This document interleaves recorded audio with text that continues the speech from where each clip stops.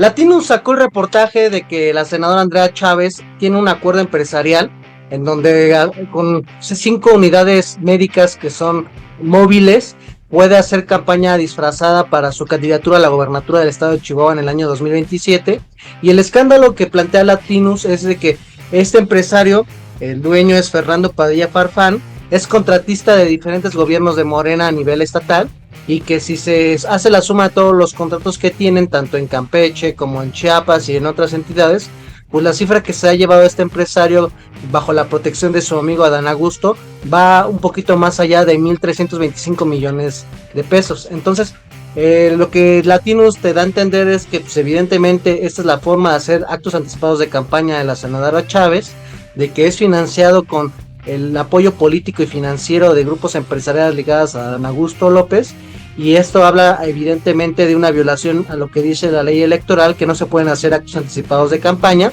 y que no se pueden utilizar recursos de procedencia empresarial solamente en tiempos electorales y solamente manifestando que tú tienes la utilización de estos recursos, algo que en la declaración la senadora jamás lo ha dicho. Y este es el escándalo porque evidentemente estamos conscientes de que si Andrea Chávez se iba a convertir en candidata a gobernadora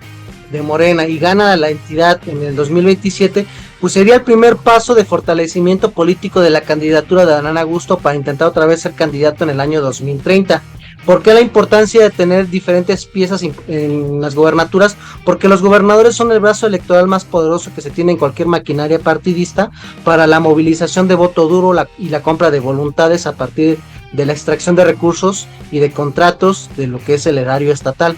Y eso pone hincapié de que también hay otra persona que está disputando la gobernatura, la actual secretaria del Bienestar, Díaz Montiel, la que encabezó los programas sociales con López Obrador y que en su momento Marcelo Ebrard señaló como promotora de la candidatura de Claudia Sheinbaum rumbo al 24, pues también ella tiene la aspiración de ser candidata a gobernador, y esto nos da el pretexto para poder dar el análisis de la disputa que va a haber al interior de los partidos que están al interior del gran partido Morena, porque hay que entender que los grupos de poder pues están conformados por grupos empresariales, académicos, culturales y políticos, y que operan en diferentes partidos políticos. Entonces, Adán Augusto pues evidentemente requiere una fuente de financiamiento económico para volver a tratar de ser candidato presidencial en el año 2030, y si vemos las disputas que tiene en el estado de Tabasco, donde su sucesor May prácticamente le echa la culpa del crimen, del ambiente de crimen que hay actualmente en el estado, en donde acusó que el secretario de Seguridad Pública del estado con Adán Augusto en la gobernatura era el encargado de trabajar para el brazo armado del cártel Jalisco Nueva Generación en la entidad. Entonces él hace el señalamiento como gobernador May de que Adán Augusto protegía al jefe policía, que era el jefe policíaco, que era el enlace con el cártel Jalisco Nueva Generación, y responsabiliza el actual clima de violencia que hay en el estado, y que también estamos conscientes que en Chiapas ya no gobierna el grupo político de su cuñado de Adán Augusto era el gobernador del estado de Chiapas. Entonces esa es la necesidad política que tiene Adán Augusto, de empezar a poner fichas en el tablero político de uno de los factores importantes de poder real, que son los gobernadores. Y si uno se pone a analizar cada una de la estructura de los 23 gobernadores de la 4T, uno se va a dar cuenta del finado hilado que hizo López Obrador con diferentes grupos políticos. Hay algunos gobernadores que le responden abiertamente a Claudia Sheinbaum como jefa política nata de la presidencia y como jefa política y aliada previo a que tomara el poder en el año 2024.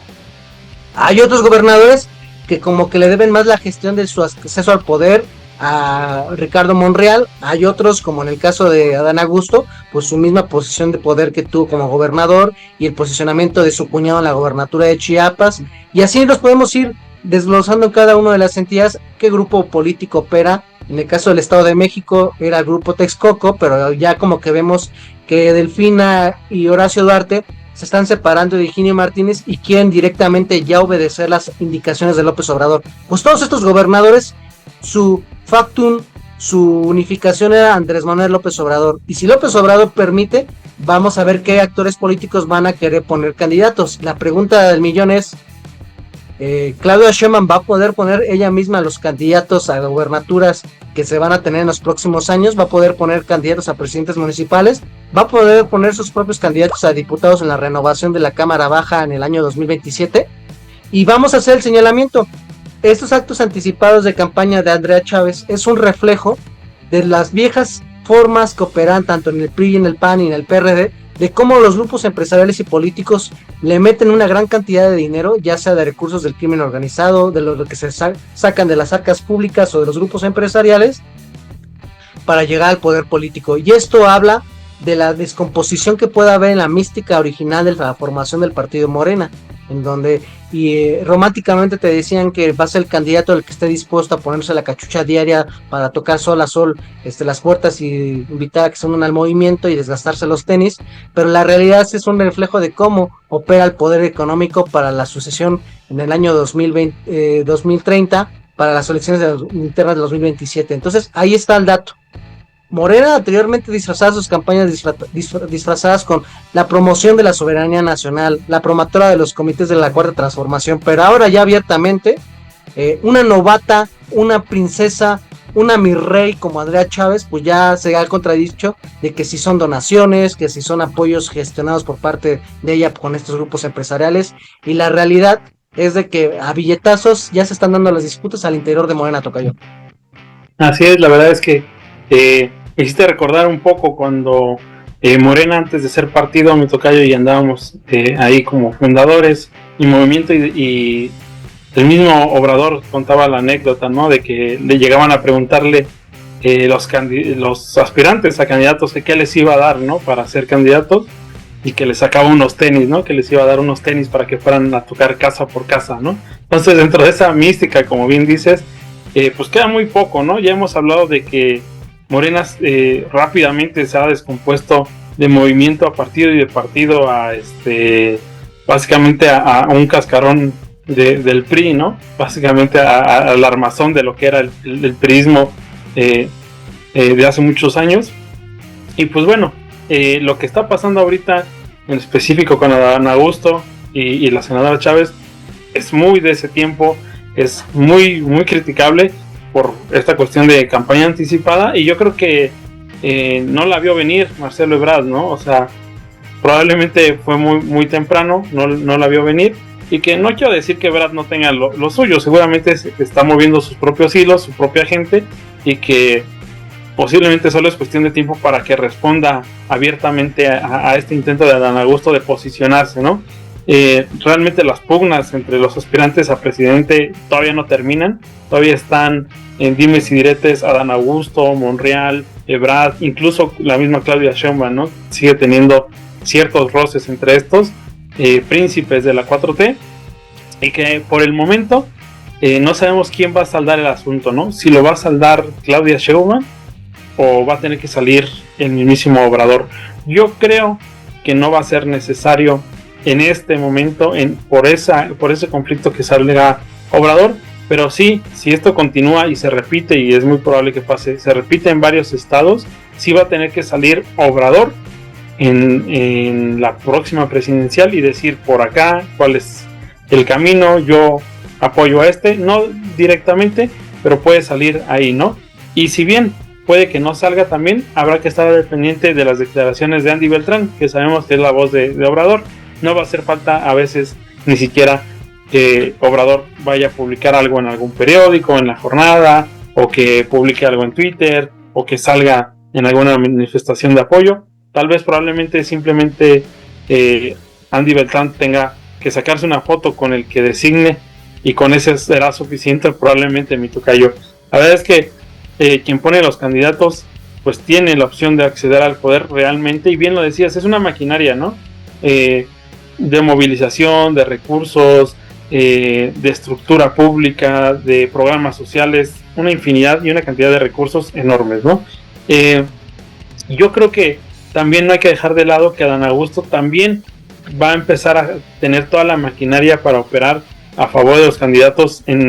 para la elección del Poder Judicial, y eso también lo acerca bastante a decir: yo estoy cumpliendo, yo le sigo dando tributo a la 4T, sigo construyendo a la 4T, y esos ministros que queden y esos jueces que queden también son parte de mi estructura que puedo movilizar para la candidatura presidencial, ¿no? Y sabemos que en la política también le tiran a perder. Probablemente algunos analistas que he escuchado un poco limitados de visión van a decir es que no le alcanza, no va a ser. Sí, a lo mejor no le alcanza, a lo mejor no va a ser y él lo sabe, pero con eso se compran posiciones de poder, senadurías, secretarías, designar candidatos de diputados locales, nacionales, senadores, secretarios federales, o sea, todo eso es una posición de poder que se va a negociar con los grupos que haya, ¿no? Y ya dijimos que está Ebrard, los Monreal, la misma Claudia. Y a todos, creo que nadie tiene dudas de que el proyecto de Obrador es transeccional. Y bien lo señalabas,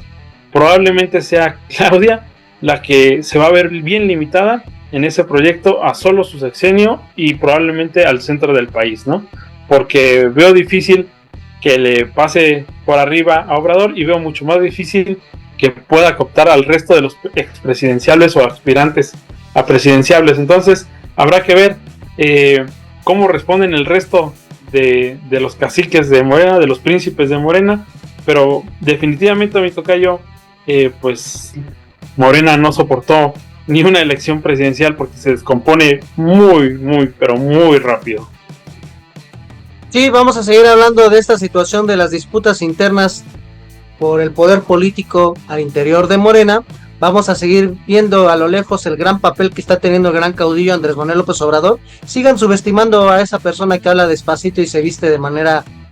coloquial, sigan subestimando y no vean los movimientos de poder que hace López Obrador. Pero bueno, amigos, queremos saber sus comentarios, por favor escríbanlo en la caja que puedan ustedes ver en la red social preferida, ya sea YouTube, ya sea Facebook, ya sea TikTok. Si creen que este video le puede interesar a algún amigo suyo, a un familiar, a alguna pareja, compártenlo y sobre todo, por favor, sintonicen otra edición de Vínculo Político para discutir los temas más importantes que pasan en México y en el mundo.